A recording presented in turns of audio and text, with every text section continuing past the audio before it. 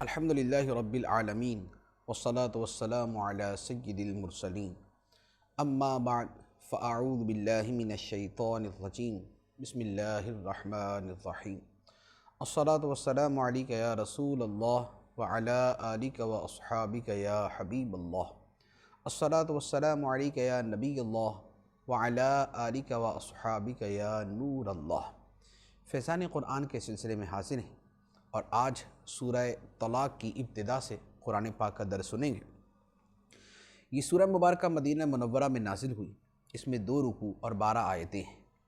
اس سورہ مبارکہ میں چونکہ طلاق اور عدت کے احکام بطور خاص کافی تفصیل کے ساتھ بیان کیے گئے ہیں، اس مناسبت سے اس کا نام سورہ طلاق ہے۔ ارشاد ہوتا ہے بسم اللہ الرحمن الرحیم یا ایہا النبی اذا طلقتم النساء فطلقوہن لعدتہن واحصوا العدہ واتقوا اللہ ربکم لا تخرجوہن من بیوتہن ولا یخرجن الا ان یأتین بفاحشۃ مبینہ وتلک حدود اللہ ومن یتعد حدود اللہ فقد ظلم نفسہ لا تدری لعل اللہ یحدث بعد ذلک امرا۔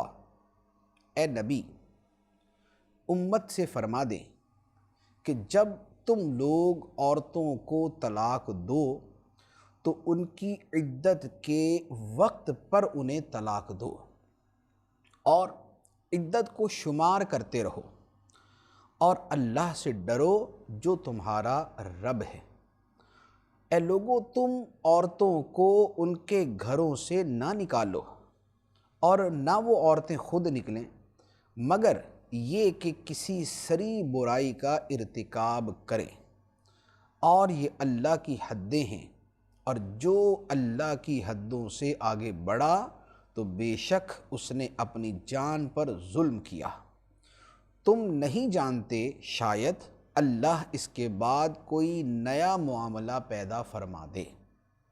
یہ اس سورہ مبارکہ کی بالکل ابتدائی آیت ہے جس میں چند احکام بڑے واضح طور پر بیان کیے گئے۔ پہلا حکم جو ارشاد ہوا وہ فرمایا کہ اے لوگو، جب تم اپنی عورتوں کو طلاق دو تو ان کے عدت کے وقت پر طلاق دو۔ عدت کے وقت پر طلاق دینے کا مطلب یہ ہے کہ انہیں اس وقت طلاق دو کہ جب ان کی عدت کا شمار کرنا آسان ہو، اور اس کا مطلب یہ ہے کہ عورت کے جب پاکی کے ایام چل رہے ہوں اس ڈیوریشن میں طلاق دی جائے، تاکہ اس کے بعد جو اس کے ناپاکی کے ایام آئیں گے، جو اس کے مینسس پیریڈ ہوگا، حیض کے ایام، تو وہ 3 شمار کر کے عدت کو پورا کیا جاتا ہے۔ اب اگر دوران حیض ہی کسی عورت کو طلاق دے دی جائے تو وہ پیریڈ عدت میں شمار نہیں ہوتا، نتیجہ یہ ہوگا کہ اس کے بعد 3 پیریڈ شمار کرنے پڑیں گے تو اس عورت کی عدت دراز ہو جائے گی۔ لہٰذا ناپاکی کے ایام میں عورت کو طلاق دینا جائز نہیں ہے، گناہ ہے، بلکہ اس کے بعد طلاق دی جائے۔ اس کے علاوہ مزید بھی احکام ہیں، لیکن آیت کے تحت جتنا ہے وہ میں نے عرض کر دیا۔ بقیہ تفصیلی احکام کے لیے تو یا تو اسی سورہ طلاق کی تفسیر صراط الجنان سے دیکھ لیں، اور یا پھر بہار شریعت کے اندر اس کے تفصیلی احکام موجود ہیں۔ دوسری بات یہ ارشاد فرمائی وَأَحْصُوا الْعِدَّةَ، اور عدت کو شمار کرتے رہو۔ عورت کو طلاق ہو گئی، اب اس کے بعد عدت کو شمار کرو۔ کیوں؟ اس کی وجہ یہ ہے کہ عدت پر شریعت نے بہت سے حلال و حرام کے مسائل کا مدار رکھا ہے۔ عورت کا اگلا نکاح تب ہو سکتا ہے جب عدت گزرے۔ اب عدت کا شمار کریں گے تو پتہ رہے گا کہ اس کی عدت گزر چکی ہے یا نہیں گزری۔ دوران عدت نکاح کرنا حرام ہے، بلکہ دوران عدت نکاح کا صریح پیغام دینا بھی حرام ہے۔ تو یہ بڑے اہم مسائل ہیں کہ جن کا خیال کرنا ضروری ہے۔ اسی طرح پھر بہت سارے وراثت کے مسائل سے متعلق ہوتے ہیں۔ پھر اسی طریقے سے اس کے ساتھ اگر عورت حاملہ ہے تو بچے کے نسب کے ثبوت کے مسائل اس کے ساتھ متعلق ہوتے ہیں۔ تو ایک بہت بڑا باب ہے جس کا تعلق عدت کے ساتھ ہے، لہذا فرمایا کہ عدت کے دن کو شمار کرتے رہو، اور پھر فرمایا کہ اور اللہ سے ڈرو جو تمہارا رب ہے۔ اب عدت کا ایک اور حکم بیان کیا، فرمایا کہ دوران عدت عورت کو گھروں سے نہ نکالو، دوران عدت عورت کو گھروں سے نہ نکالو۔ شوہر نے بیوی کو طلاق دی، طلاق کے بعد شوہر پر واجب ہوتا ہے کہ وہ بیوی کو عدت کے وقت کا، عدت کا جو ڈیوریشن ہے اس کا خرچہ بھی دے، اخراجات بھی دے اور رہائش بھی دے۔ تو فرمایا کہ عورت کو گھروں سے نہ نکالو، جو رہائش ان کو دو، یعنی جس میں اس کو طلاق ہو اس کے اندر وہ رہے گی، اس سے ان کو نہ نکالیں۔ اور عورتوں کو خود بھی نکلنے کی اجازت نہیں، نہ مردوں کو اجازت کہ عورتوں کو، مطلقہ عورتوں کو گھروں سے نکالے، اور نہ عورت کو اجازت ہے کہ وہ گھر سے نکلے۔ تو یہ اس کا گھر میں ٹھہرا رہنا واجب ہے۔ تو اگر مرد نکالے گا تو گناہ گار، عورت نکلے گی تو گناہ گار، سوائے اس کے کہ شوہر ظلماً عورت کو نکال دے تو عورت کے لیے نکلنا جائز ہو جائے گا، کہ جیسے شوہر اس کو اپنے گھر پہ رکھتا ہی نہیں، جبراً ڈرا دھمکا کے مار پیٹ کر کے اس کو نکالتا ہے، تو لازمی بات ہے کہ مجبوری کی صورت عورت نکل سکتی ہے۔ اچھا، اسی طریقے سے اگر عورت معاذ اللہ کسی ایسی برائی اور بدی کا ارتکاب کرتی ہے کہ جس میں اس پر حد شرعی نافذ ہوتی ہے، تو اب اس حد شرعی کے قیام کے لیے بھی عورت کو گھر سے نکالا جائے گا۔ اچھا، اسی طریقے سے اگر عورت شوہر اور اس کے گھر والوں کو شدید ایذا دیتی ہے تو اب اس عورت کو گھر سے نکال کے دوسرے گھر منتقل کرنے کی اجازت ہوگی، کیونکہ یہ نہیں ہو سکتا کہ ایک بہت اچھا اور عالی شان گھر ہے جس میں بہت سارے افراد رہتے ہیں اور وہاں پر مطلقہ عورت گھر والوں کا جینا حرام کر دے، تو گھر والوں کو کہہ دیا جائے کہ تم سارے نکل جاؤ، عورت ادھر ہی رہے گی۔ اب عورت کو نکالنے کی اجازت ہوگی کہ اب اس کو کسی اور مکان میں شفٹ کر دیا جائے۔ یہ جو احکام بیان کیے گئے طلاق کے اور عدت کے، اللہ تعالیٰ نے فرمایا وَتِلْكَ حُدُودُ اللَّهِ، یہ اللہ کی مقرر کردہ حدیں ہیں، ان کو تجاوز نہ کرو، ان کو توڑو نہیں، ان حدود سے تجاوز نہیں کرو۔ جو تجاوز کرے گا وہ اپنے نفس پہ ظلم کرنے والا ہے۔ تو اس سے پتہ چلا کہ جو شریعت کے احکام ہیں، نکاح کے، طلاق کے، عدت کے، اسی طرح وراثت کے، یہ کوئی معمولی احکام نہیں ہوتے، یہ بڑے ہی اہم احکام ہیں جو خدا کی حدود قرار پاتے ہیں۔ اب ایک طرف اللہ تعالیٰ کے ان فرامین کو دیکھیں اور دوسری طرف آپ غور کریں، ابھی چند دن پہلے ہمارے یہاں پاکستان میں ایک کیس ہوا، اور اس کیس کے اندر ایک پڑھے لکھے آدمی نے یہ ججمنٹ دی، یعنی اس نے یہ بیان دیا، اس نے کہا کہ دوران عدت نکاح کرنے میں کوئی حرج نہیں۔ علماء کی رائے ہے کہ دوران عدت نکاح نہیں ہو سکتا، باقی قانونی اعتبار سے اس میں کوئی حرج نہیں۔ توبہ نعوذ باللہ، اللہ تعالیٰ کے اتنے واضح فرامین، اتنے قطعی احکام، یہ بھی اس کے علاوہ سورہ بقرہ کے اندر بھی ہے کہ اللہ تعالیٰ ان عدت کے احکام کو اپنی حدیں قرار دیتا ہے، یہ میری حدیں ہیں، ان کو تجاوز نہ کرو، ان سے ان کو توڑو نہیں، ورنہ تم ظالم قرار پاؤ گے۔ اور ہمارے ہاں کے لبرلز اور سیکولرز اور جاہل دانشور یہ کہتے ہیں کہ عدت کے اندر نکاح کرنے میں کوئی حرج نہیں ہے۔ یہ مولویوں کی رائے ہے، یہ علماء کی رائے، یہ مولوی علماء کی رائے نہیں، یہ خدا کے فرامین ہیں، یہ خدا کے احکام ہیں۔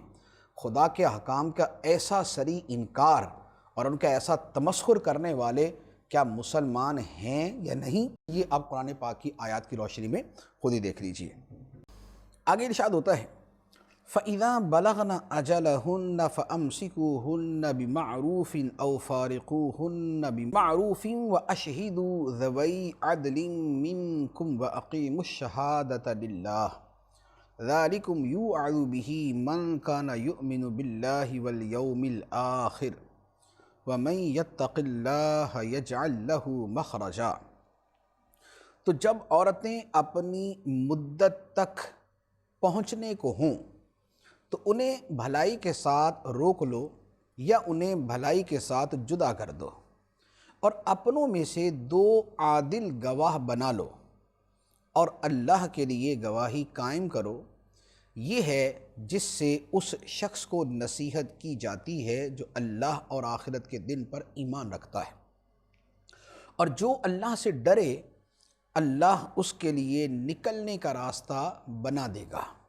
اس آیت مبارکہ میں مزید 2 احکام بیان کیے گئے۔ ارشاد یہ فرمایا گیا کہ جب تم عورتوں کو طلاق دے دو اور اب ان کی عدت شمار کرنا شروع کر دی. اب عدت مختلف ہو سکتی ہے. اگر عورت حاملہ ہے تو بچہ جننا اس کی عدت ہے. اگر اسے مینسز آتے ہیں تو اس کی عدت 3 ماہواریاں گزرنا ہے. اگر اسے مینسز نہیں آتے تو اس صورت میں 3 مہینے گزرنا ہے. اب ہر صورت جب عدت کی مدت اپنے اختتام کو پہنچ جائے، مثال کے طور پہ 90 دن ایک صورت میں عدت بنتی ہے 3 مہینے کی صورت میں. اب 90 دن کی عدت ہے. اب اگر 88 ڈیز ہوئے، 88 دن ہوئے، اب اگر روکنا چاہیں یعنی رجوع کرنا چاہیں تو رجوع کر سکتے ہیں، اور اگر چھوڑنا چاہیں تو 2 دن مزید گزریں گے، عورت نکاح سے باہر ہو جائے گی. اس کی طلاق جو رجعی بھی تھی وہ طلاق بائن کے اندر جو ہے وہ کنورٹ ہو جائے گی، تبدیل ہو جائے گی. دونوں صورتوں میں خواہ عورت کو رجوع کر کے رکھنا ہے یا اسے رجوع نہ کر کے چھوڑ دینا ہے، دونوں صورتوں میں اللہ تعالیٰ فرماتا ہے اگر روکنا ہے تو اچھے طریقے سے روکو، اور اگر چھوڑنا ہے تو اچھے طریقے سے چھوڑو. روکنا ہے تو اچھے طریقے سے روکو کا مطلب یہ ہے کہ روکنا اس لیے نہیں ہو کہ پرانے بدلے لینے، روکنا اس لیے نہیں ہے کہ اس سے انتقام لینا ہے، روکنا اس لیے نہیں ہے کہ اس پہ ظلم کرنا ہے، نہیں، اچھے طریقے سے کہ آئندہ بیوی کے حقوق ادا کروں گا، آئندہ زیادتی نہیں کروں گا، معاملات کو صلح صفائی کے ساتھ حل کروں گا، اس نیت کے ساتھ روکو. اور اگر چھوڑنا ہے تو اچھے طریقے سے چھوڑ دو. اچھے طریقے سے چھوڑنا کیا ہے؟ اچھے طریقے سے چھوڑنا یہ ہے کہ اب جو اس کے مہر کی ادائیگی بنتی ہے تو وہ اچھے طریقے سے ادا کر دو. اس کے علاوہ اب اس کو بدنام کرنے کی کوشش نہ کرو کہ عورت اب نکاح سے نکل گئی اور اب کسی اور سے وہ نکاح کرنا چاہتی ہے تو اب یہ اپنی معلومات کا پلندہ لے کے اس کے پاس پہنچ جائے کہ بھائی جس عورت سے شادی کرے نا اس کا تو یہ کردار تھا، اس کی تو یہ خامیاں تھیں، اس کے تو یعنی تمہارا گھر بسا نہیں تو دوسرے کا برباد کرنے چل پڑو. تو یوں نہیں. تو فرمایا روکنا ہے تو اچھے طریقے سے روکو، اور چھوڑنا ہے تو اچھے طریقے سے چھوڑو. نہ روکنے میں کمینے پن کا مظاہرہ کرو، نہ چھوڑنے کے اندر کمینگی کا مظاہرہ کرو. دونوں صورتوں کے اندر صحیح اسلامی رویہ اختیار کرو کہ جو بہر صورت دوسرے کا بھلا چاہتا ہے، بہر صورت دوسرے کی اچھائی اور دوسرے کی خیر خواہی کرتا ہے. اچھا، اس کے ساتھ اگلا یہ حکم دیا کہ اب اسے چھوڑنا چاہو یا اسے روکنا چاہو، دونوں صورتوں میں گواہ بنا لو، 2 گواہ بنا لو. اس کی وجہ یہ ہے گواہ بنانا یہاں واجب نہیں ہے، لیکن بعض اوقات گواہ کی ضرورت پڑ جاتی ہے. مثال کے طور پہ ایک آدمی نے بیوی کو طلاق دی، اب اس کی عدت پوری ہو چکی، اس نے رجوع کر لیا تھا لیکن پتہ کسی کو بھی نہیں. اب یہ بیوی کو بولتا ہے کہ میں نے رجوع کر لیا تھا، بیوی بولتی مجھے کیا پتہ تم نے رجوع کیا تھا یا نہیں، میں تو نہیں آتی تمہارے پاس. یہ بندہ اپنی جگہ سچا ہے کہ اس نے رجوع کر لیا تھا، لیکن بیوی کیوں مانے اس کی بات؟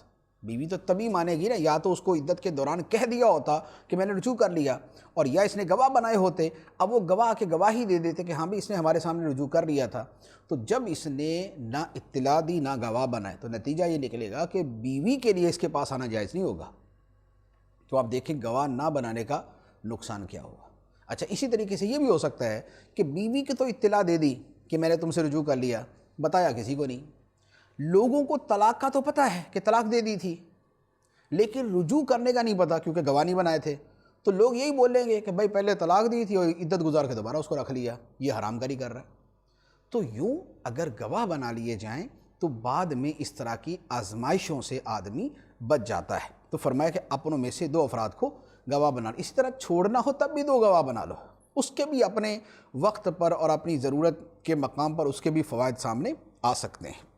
اب اللہ تعالیٰ فرماتا ہے کہ جو گواہ ہیں وہ اللہ کے لیے گواہی دیں. گواہی کے اندر پھر اگر گواہ بعد میں ڈنڈی مارنا شروع کر دے تو بھی آپس کے اندر فساد اور فتنہ پیدا ہوتا ہے. تو فرمایا کہ اللہ کے لیے گواہی قائم کرو. اب اللہ تعالیٰ فرماتا ہے کہ یہ جو احکام دیے جا رہے ہیں، یہ نصیحت کی جا رہی ہے اس بندے کو جو خدا کو مانتا ہے، آخرت کو مانتا ہے. تو یہ طلاق کے، عدت کے یہ جو احکام ہیں یہ معمولی نہیں ہیں، یہ اتنے بڑے احکام ہیں کہ اللہ تعالیٰ فرماتا ہے کہ اس کے ذریعے اس بندے کو نصیحت کی جا رہی ہے جو خدا کو مانتا ہے، آخرت کو مانتا ہے. اس کا مطلب یہ ہوا کہ جو طلاق کے ان قطعی احکام کو نہیں مانتا، جو عدت کے ان قطعی احکام کو نہیں مانتا اور بولتا ہے سب جائز ہے، تو نہ اس کا خدا پہ ایمان ہے نہ اس کا آخرت پہ ایمان ہے۔ اب اس کے بعد ایک اور بڑی خوبصورت جملہ آیت کے آخر میں ارشاد فرمایا گیا۔ اللہ تعالیٰ فرماتا ہے کہ جو بندہ اللہ سے ڈرتا ہے اللہ تعالیٰ اس کے لیے راستہ بنا دیتا ہے۔ جو خدا سے ڈرتا ہے خدا اس کے لیے مشکل سے نکلنے کا راستہ بنا دیتا ہے۔ تو ہم اپنی زندگی میں پریشان ہوتے ہیں جی، ہم مشکلات میں پھنس گئے، ہم مسائل میں پھنسے ہوئے، ہمارے مسائل حل نہیں ہو رہے، کیسے حل ہوں گے؟ اللہ تعالیٰ نے قرآن کے اندر طریقہ بتا دیا کہ خدا سے ڈرو گے تو خدا تمہارے لیے راستے کھول دے گا۔ یہ خدا کا وعدہ ہے۔ تو اللہ تعالیٰ کے وعدے پر اعتماد کر کے ایک مرتبہ تقویٰ تو اختیار کریں، ایک مرتبہ خوف خدا کو اپنی زندگی کا حصہ تو بنائیں، پھر دیکھیں اللہ تعالیٰ اپنا وعدہ کیسے پورا فرماتا ہے کہ اللہ تعالیٰ مشکل سے نکلنے کا راستہ کھول دیتا ہے، راستہ بنا دیتا ہے۔ اور اس کے علاوہ اور فضیلت وہ اگلی آیت کے اندر ارشاد فرمایا وَيَرْزُقْهُ مِنْ حَيْثُ لَا يَحْتَسِبُ وَمَنْ يَتَوَكَّلْ عَلَى اللَّهِ فَهُوَ حَسْبُهُ إِنَّ اللَّهَ بَالِغُ أَمْرِهِ قَدْ جَعَلَ اللَّهُ لِكُلِّ شَيْءٍ قَدْرًا، اور اللہ اس بندے کو وہاں سے روزی دے گا جہاں اس کا گمان بھی نہ ہو، اور جو اللہ پر بھروسہ کرے تو وہ اسے کافی ہے۔ بے شک اللہ اپنا کام پورا کرنے والا ہے، بے شک اللہ نے ہر چیز کے لیے ایک اندازہ مقرر کر رکھا ہے۔ یہ خدا سے ڈرنے والوں کی فضیلت، پہلی بات بیان فرمائی کہ اللہ تعالیٰ اس کے لیے راستے بنا دیتا ہے۔ دوسری بات ارشاد فرمائی کہ اللہ تعالیٰ تقوی والے بندے کے لیے وہاں سے رزق کے دروازے کھول دیتا ہے جہاں سے اس کا گمان نہیں ہوتا، اس کا تصور نہیں ہوتا کہ مجھے یہاں سے بھی رزق مل سکتا ہے، اللہ تعالیٰ اس کو وہاں سے رزق عطا فرما دیتے ہیں۔ لیکن تقوی شرط ہے کہ آدمی تقوی اختیار کرے۔ تو یہ وہ نسخہ ہے جو اللہ تعالیٰ نے قرآن کے اندر بیان فرمایا کہ تم خدا کا تقوی اختیار کرو، اللہ تعالیٰ تمہیں وہاں سے رزق دے گا جہاں سے تمہارا تصور نہیں ہوگا۔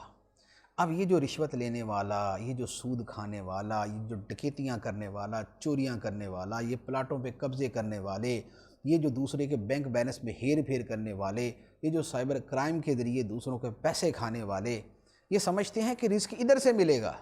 اللہ اکبر، رزق تو مل رہا ہے لیکن حرام مل رہا ہے۔ خدا کا ڈر اور خدا کا تقوی اختیار کرتے اللہ تعالیٰ ان کو وہاں سے رزق عطا فرماتا جہاں سے ان کا تصور نہ ہوتا۔ تو اللہ تعالیٰ کو ماننے والے تو اپنے خدا کی بات کا یقین کریں، اس کے اوپر سچے دل سے ایمان رکھیں، اس کے اوپر اعتماد کریں، توکل کریں، بھروسہ کریں، تقوی اختیار کریں، پھر دیکھیں اللہ تعالیٰ کہاں سے رزق عطا فرماتا ہے۔ اور پھر مزید فرمایا کہ جو خدا پہ بھروسہ کرتا ہے وَمَن يَتَوَكَّلْ عَلَى اللَّهِ، جو اللہ پہ بھروسہ کرتا ہے فَهُوَ حَسْبُهُ، تو اللہ اسے کافی ہو جاتا ہے، اسے خدا کفایت فرماتا ہے۔ تو یہ ساری چیزیں جو ہیں یہ کرنے کی ہیں۔ اللہ تعالیٰ ہمیں اس کا عامل بنائے، ہمیں تقوی بھی عطا فرمائے، توکل بھی عطا فرمائے۔ آگے ارشاد ہوتا ہے وَاللَّائِي يَئِسْنَ مِنَ الْمَحِيضِ مِن نِّسَائِكُمْ إِنِ ارْتَبْتُمْ فَعِدَّتُهُنَّ 3 أشهر وَاللَّائِي لَمْ يَحِضْنَ وَأُولَاتُ الْأَحْمَالِ أَجَلُهُنَّ أَن يَضَعْنَ حَمْلَهُنَّ وَمَن يَتَّقِ اللَّهَ يَجْعَل لَّهُ مِنْ أَمْرِهِ يُسْرًا، اور تمہاری عورتوں میں جو حیض سے نا امید ہو چکی ہوں، اگر تمہیں کچھ شک ہو تو ان کی، اور جنہیں حیض نہیں آیا ان کی عدت 3 مہینے ہیں، اور حمل والیوں کی عدت کی مدت یہ ہے کہ وہ اپنا حمل جن لیں، اور جو اللہ سے ڈرے اللہ اس کے لیے اس کے کام میں آسانی فرما دے گا۔ یہ عدت کے مزید احکام ہیں۔ جیسے میں نے عرض کیا کہ عدت کی مختلف صورتیں بنتی ہیں، عورت کی مختلف صورت حال کے اعتبار سے۔ اگر عورت حاملہ ہے تو اس صورت میں اس کی عدت ہوتی ہے کہ اس کے ہاں بچے کی پیدائش ہو جائے، خواہ طلاق کی عدت ہے یا وفات کی عدت ہے، دونوں صورتوں میں اس کی عدت یہ ہوتی ہے کہ اس کے ہاں بچے کی پیدائش ہو جائے۔ بچہ پیدا ہو گیا تو عدت ختم، شوہر فوت ہوا یا اس نے طلاق دی، اگر 1 گھنٹے بعد بھی بچہ پیدا ہو جائے تو عدت ختم، یہ حمل کے اعتبار سے۔ دوسری صورت یہ ہوتی ہے کہ عورت کو ایام ماہواری آتے ہیں، تو ایام ماہواری اس کو ہیں، اگر ماہانہ ڈیٹ آتی ہے اس کو، تو اس صورت میں طلاق کی صورت میں عدت یہ ہے کہ 3 مرتبہ ایام ماہواری آ کر ختم ہو جائیں، مکمل ایام ماہواری 3 مرتبہ آئیں اور ختم ہو جائیں۔ مکمل سے مراد یہ ہے کہ 3 مرتبہ جو سیپریٹ جو ایام ہے وہ پورے ہو کے ختم ہو جائیں۔ تیسری صورت ہوتی ہے کہ عورت یا تو اتنی بوڑھی ہے کہ اب اسے مینسز آنا بند ہو چکے، جیسے کوئی 70 سال کی عورت ہے، 70 سال کی عورت کو یہ ڈیٹ نہیں آتی۔ اچھا، اسی طرح عورت ابھی بالکل جو ہے نا اس کی عمر تھوڑی سی ہے، 10-11 سال کی ہے اور ابھی اس کو ایام آنا شروع ہی نہیں ہوئے، تو اس صورت میں اس کی عدت ہوتی ہے 3 مہینے، پھر 3 مہینے وہ عدت گزارتی ہے۔ تو ان آیات کے اندر یہ والے احکام بیان کیے گئے ہیں۔ لیکن اس میں میرا ایک مشورہ ہے، وہ یہ ہے کہ جیسے کبھی بھی یہ صورتحال جب پیش آئے، اور یہ آتی ہی ہے خاندانوں کے اندر، ایسا تو نہیں کوئی مرتا ہی کوئی نہیں ہے، صورتحال تو پیش آتی ہے، تو کبھی بھی جب ایسی صورتحال پیش آئے تو اس وقت کسی سنی مفتی سے باقاعدہ فتویٰ لینا چاہیے۔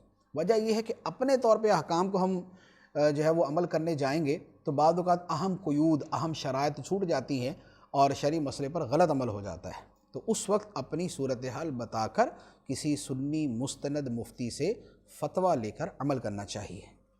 اب اللہ تعالیٰ ارشاد فرماتا ہے ذَلِكَ أَمْرُ اللَّهِ أَنزَلَهُ إِلَيْكُمْ وَمَنْ يَتَّقِ اللَّهَ يُكَفِّرْ عَنْهُ سَيِّئَاتِهِ وَيُعْظِمْ لَهُ أَجْرًا، یہ اللہ کا حکم ہے جو اس نے تمہاری طرف اتارا، اور جو اللہ سے ڈرے تو اللہ اس سے اس کی برائیاں مٹا دے گا اور اس کے لیے ثواب کو بڑا کر دے گا۔ یہ اس حکم پر عمل کرنے کا مزید تاکیدی حکم دیا گیا۔ اب اس کے بعد دوبارہ جو عدت کے احکام ہیں پھر وہ دوبارہ شروع ہو رہے ہیں۔ فرمایا اسکنوہن من حیث سکنتم من وجدکم ولا تضاروہن لتضیقوا علیہن وَإِن كُنَّ أُولَاتِ حَمْلٍ فَأَنفِقُوا عَلَيْهِنَّ حَتَّى يَضَعْنَ حَمْلَهُنَّ فَإِنْ أَرْضَعْنَ لَكُمْ فَآتُوهُنَّ أُجُورَهُنَّ وَأَتَمِرُوا بَيْنَكُمْ بِمَعْرُوفٍ وَإِن تَعَاسَرْتُمْ فَسَتُرْضِعُ لَهُ أُخْرَى لِيُنْفِقْ ذُو سَعَةٍ مِّن سَعَتِهِ وَمَنْ قُدِرَ عَلَيْهِ رِزْقُهُ فَلْيُنْفِقْ مِمَّا آتَاهُ اللَّهُ لَا يُكَلِّفُ اللَّهُ نَفْسًا إِلَّا مَا آتَاهَا سَيَجْعَلُ اللَّهُ بَعْدَ عُسْرٍ يُسْرًا۔ عورتوں کو وہاں رکھو جہاں خود رہتے ہو اپنی گنجائش کے مطابق، اور انہیں تکلیف نہ دو کہ ان پر تنگی کرو، اور اگر وہ حمل والیاں ہوں تو ان پر خرچ کرتے رہو یہاں تک کہ وہ بچہ جنم دیں۔ پھر اگر وہ تمہارے لیے بچے کو دودھ پلائیں تو انہیں ان کی اجرت دو، اور آپس میں اچھے طریقے سے مشورہ کر لو، اور اگر تم آپس میں دشواری سمجھو تو عنقریب اس بچے کو کوئی دوسری عورت دودھ پلا دے گی۔ مالی وسعت رکھنے والے کو چاہیے کہ اپنی گنجائش کے مطابق خرچ کرے، اور جس پر اس کا رزق تنگ کیا گیا ہے تو اسے چاہیے کہ اس میں سے خرچہ دے جو اسے اللہ نے دیا ہے۔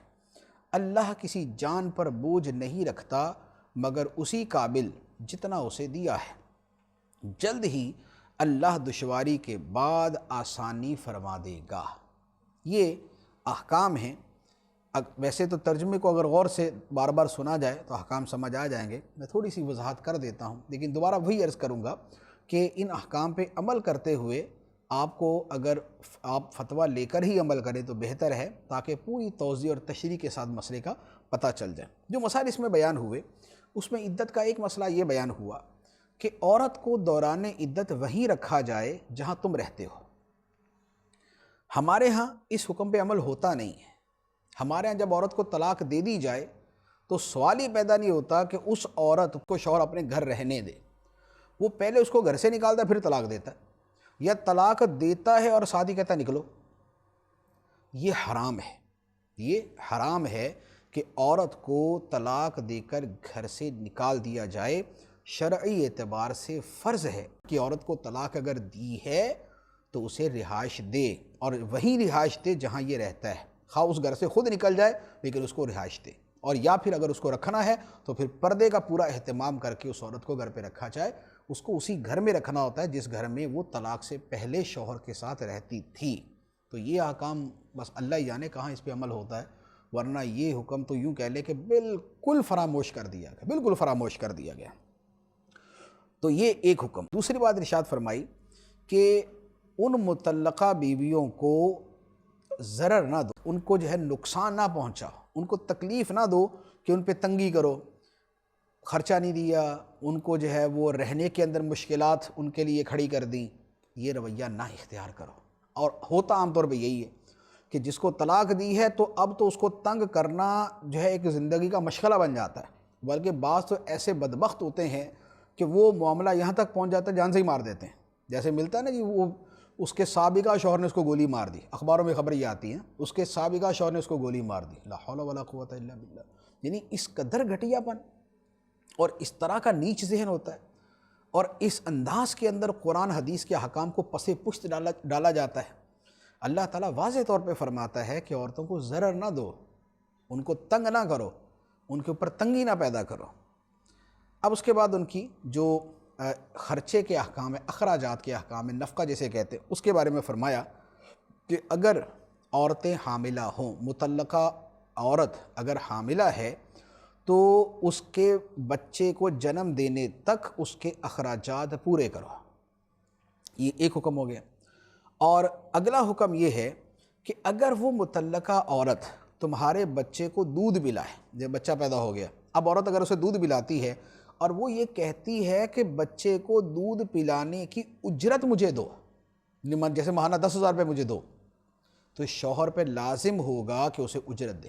سگی ماں کو مجبور نہیں کیا جا سکتا کہ وہ بلا اجرت دودھ پلائے، بلکہ اگر وہ کہتی ہے کہ مجھے دودھ پلانے کی اجرت دی جائے تو سگے باپ پر لازم ہوگا کہ بچے کی سگی ماں کو اس کی اجرت دے، اس کے پیسے دے جو وہ مطالبہ کرتی ہے، الا یہ کہ مطالبہ ہی اس کا بہت زیادہ جو ہے وہ کہتی 10 لاکھ روپیہ دو مجھے مہینے کا، تو اب اس طرح کا جو ہے ایک یعنی نہ سمجھ میں آنے والا مطالبہ یا شوہر پورا نہیں کر سکتا، تو اب اس صورت کے اندر پھر کسی اور عورت سے دودھ پلوایا جائے گا۔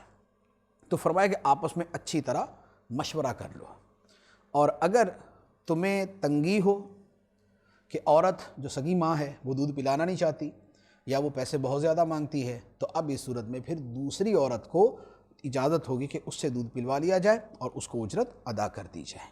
تو جس آدمی میں جتنی گنجائش ہے وہ اتنی خرچ کرے۔ یہ اللہ تعالیٰ نے فرمایا ایک بہت امیر کبیر آدمی ہے، اربوں پتی ہے، تو اس سے بالکل اس سے جو ہے وہ دودھ پلائی کا مطالبہ لاکھ روپیہ مہینہ بھی ہو سکتا ہے، گنجائش ہے تو اسی اعتبار سے ادا کرے۔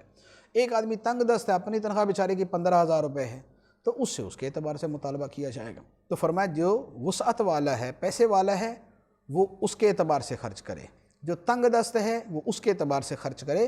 اللہ تعالیٰ کسی کو اس کی طاقت سے زیادہ خرچ کرنے کا حکم نہیں دیتا۔ اب اس کے بعد اگلی آیت، اب یہ موضوع جو عدت والا تھا یہ ختم ہو گیا، طلاق اور عدت کا ختم ہو گیا۔ اب طلاق و عدت کے احکام پہ عمل کرنے کی اب تاکیدیں شروع ہو گئی کہ جو خدا کے احکام پہ عمل نہیں کرے گا وہ خدا کی طرف سے عذاب کے لیے تیار رہے۔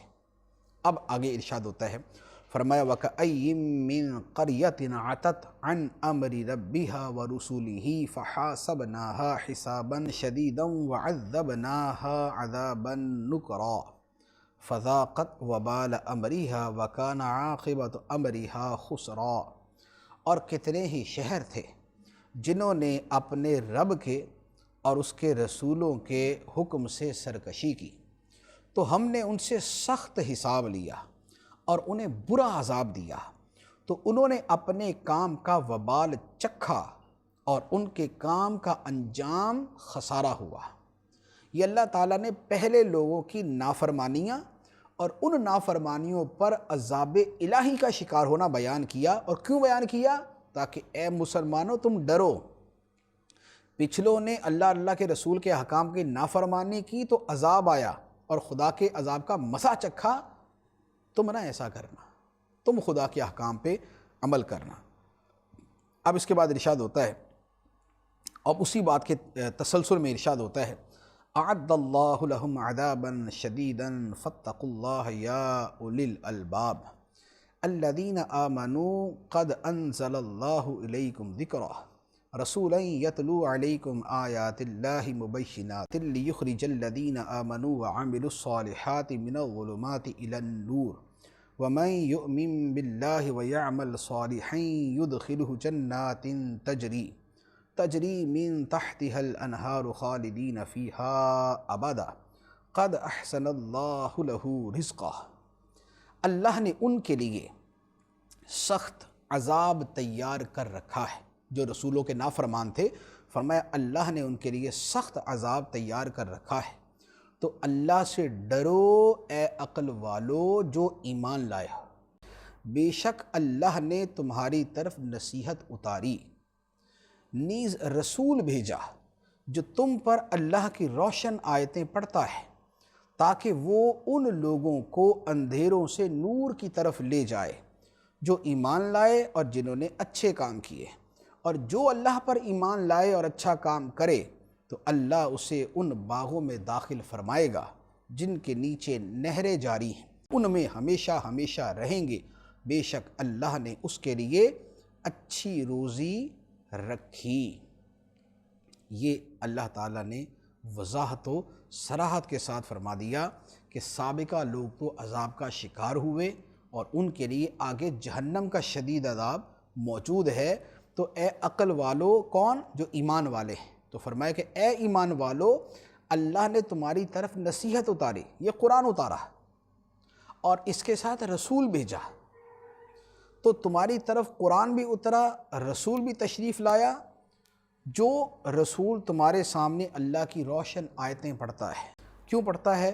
تاکہ وہ جو کفر اور جہالت اور معاصی کی تاریکیوں اور اندھیروں میں ڈوبے ہوئے لوگ ہیں، انہیں نکال کر خدا کے نور، خدا کے دین، خدا کے سچے اسلام کی طرف لے آئے، تاریکیوں سے نکال کے نور کی طرف لے آئے۔ تو جو خدا کے اس نور پہ عمل کرتا ہے، جو خدا کے قرآن پہ عمل کرتا ہے، جو خدا کے احکام پہ عمل کرتا ہے، جو نبی کے فرامین پہ عمل کرتا ہے، جو نبی کی سچی اتباع کرتا ہے، فرمایا کہ اللہ تعالیٰ اسے ان باغوں میں داخل فرمائے گا جن کے نیچے نہریں جاری ہیں، اور یہ لوگ جو اللہ رسول کے مطیع ہیں، فرما بردار ہیں، فرمایا ان باغوں میں ہمیشہ ہمیشہ رہیں گے۔ تو یہ ہمیں احکام ہیں جو اللہ تبارک و تعالیٰ نے ارشاد فرمائے۔ یہاں پر ایک میں چیز اور عرض کروں گا کہ ہمارے ہاں جس طرح دین سے دوری بڑھتی جا رہی ہے، پہلے دین سے دوری ہوتی تھی کہ دینی احکام سے جہالت تھی، لا علمی تھی اور بے عملی تھی۔ اب بے عملی سے اگلا قدم شروع ہو گیا کہ خدا کے احکام کا انکار شروع ہو گیا۔ بے عملی تو حرام تھی لیکن انکار تو کفر ہے۔ تو ابھی ہر آئے دن کوئی نیا کھڑا ہو جاتا ہے، کوئی نیا جو ہے وہ لبرل سیکولر آ جاتا ہے اور خدا کے احکام کے اندر ہیر پھیر کرنے کی کوشش شروع کر دیتا ہے۔ کبھی اس کو عدت کے مسائل میں جو ہے وہ نیا اجتہاد سمجھ آتا ہے، تو کبھی وہ سود کی حلت کے اوپر کام شروع کر دیتا ہے، کبھی اس کو پردہ سمجھ نہیں آتا، کبھی اس کو موسیقی کی حرمت سمجھ نہیں آتی، کبھی اسے دیگر احکام کے اندر کیڑے نظر آنا شروع ہو جاتے ہیں۔ یہ جو طرز عمل ہے یہ تو سخت ترین ہے، یہ تو بدترین ہے۔